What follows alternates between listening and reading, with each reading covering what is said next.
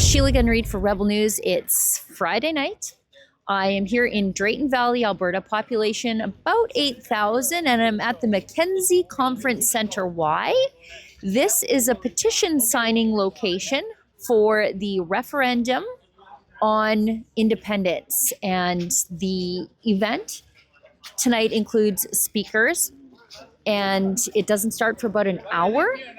And people are filing in. They're starting to end up outside the doors, but we're going to go inside and ask these people a few questions. Perhaps, why are you signing the petition? Do you have a message for people who say that Alberta cannot leave? And maybe a message for Mark Carney, who introduced a new world order today. Let's go check it out. This is so incredibly exciting, and the part that excites me the most is not even the numbers, it's who is showing up to sign for these petitions. I have passed so many moms with kids in tow. It is absolutely inspiring. So Alberta, keep it going. Why do you support independence? It's been a bad relationship with Ottawa for too long, and I have young kids, and I feel like this is the only way that we can have real freedom. So for me, it's more to do with the immorality that we have in our country, and I just want to see us go to a place where we're, focused on our home, our family, our children, both in the womb and to old age, and protecting life and liberty. So yeah. So we can be in control of our own freedom. And not only the freedom, but to not be held down by the federal government that has done it to us for 50 years. My hope and prayer is for my descendants. I may not live long enough to see the benefit of the separation of this province, hopefully Western Canada, but I believe this is going to be so beneficial to our young people.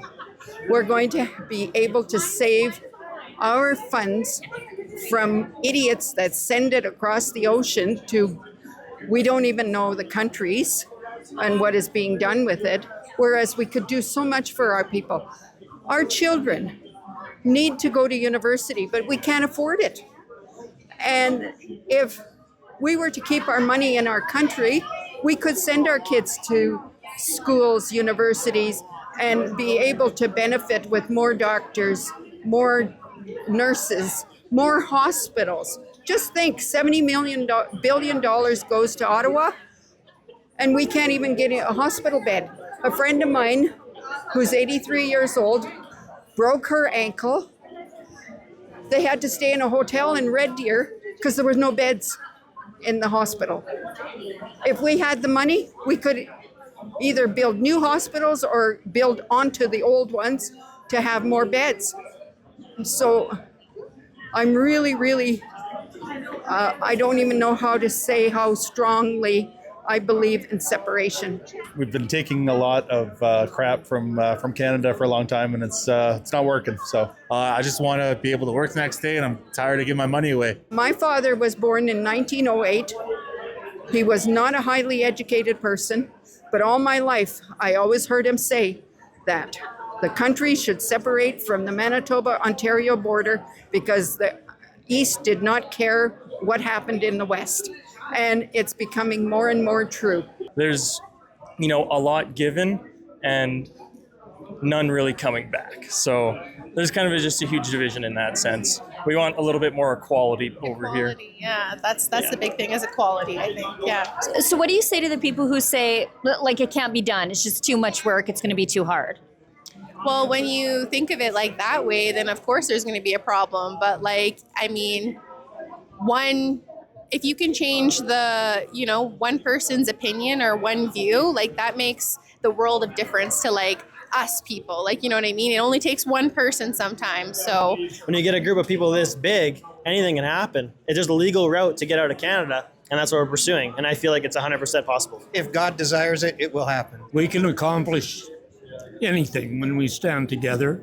And this has been so wrong for so many years that it has to be corrected. And I think it's past the point of return right now, the way things are going. If you don't try, you won't know. So I don't believe that it will be impossible. I think once we can see by the grassroots that it's just growing and growing. So once the wheels start moving, I think it'll become more and more apparent. And I think Canada, the government in Ottawa is going to be in a mad panic when they see just what kind of turnout we're getting in all these towns and cities in Alberta. So, Why do you think Quebec is allowed to talk about independence, but Alberta's not? Alberta's treated like the basically the bad stepchild that we're not quite as equal as some provinces. It's a pretty one-way street. Anything over east counts, but not us. So and it's been like that for far too long. Yeah, way too long. Now, Mark Carney said yesterday that that Canada is joining a new world order. I believe the progress that we have made in the partnership sets us up well for the new world order. Well, when I watched that video, it gave me shivers. The way he said it, it felt demonic to me. It was just way out of place, and I didn't like it at all. So that's just going to ramp this up, I feel.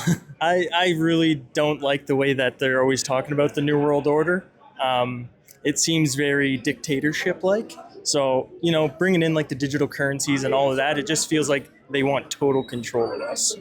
So coming from, them saying we're a free country, it's not feeling very free anymore.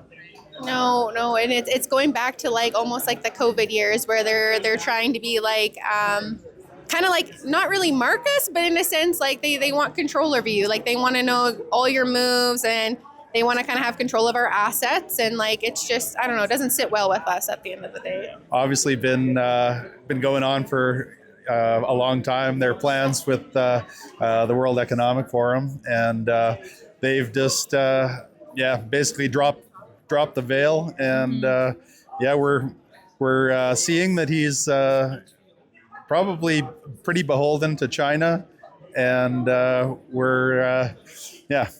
don't want to be a part of some sort of Chinese state. So, and I kind of value freedom too much for that. So, We've been here for about an hour at Drayton Valley. The room inside is packed. People are listening to speakers, but also people are still coming. The parking lot is busy. People are coming, signing the petition, and leaving. And they're sending a pretty clear message that it's not a bunch of old, angry Albertans. It's young people, older people, grandparents, and they're all here because they want something different. And the thing that's different that they want is a different kind of relationship with Canada from the outside.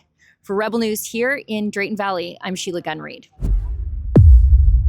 It's Friday night in small town Alberta. We're here at an independence petition signing. Hundreds of people here, but you know who isn't here? The mainstream media. If you'd like to help us provide this sort of on-the-ground coverage, please consider a donation at rebelfieldreports.com.